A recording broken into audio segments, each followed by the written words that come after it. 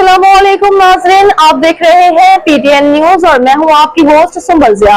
शामिल करते हैं आज की अहम खबरें। सूबा भर में ड्राइविंग लाइसेंस के इजरा का सिलसिला तेजी से जारी है। लाहौर सूबा भर में ड्राइविंग लाइसेंस के इजरा और तजदीद का अमल तेजी से जारी है।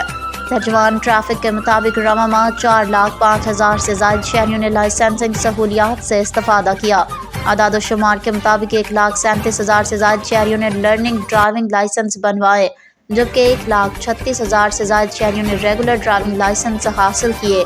इसी तरह 1,27,000 से ज्यादा शहरियों ने अपने लाइसेंस की तजदीद करवाई। तर्जुमान के मुताबिक 2,000 से ज्यादा शहरियों को इंटरनेशनल ड्राइविंग परमिट पर भी जारी किए गए, जबकि 66,000 से ज्यादा शहरियों ने ऑनलाइन लाइसेंसिंग पोर्टल के जरिए सहूलियात हासिल की।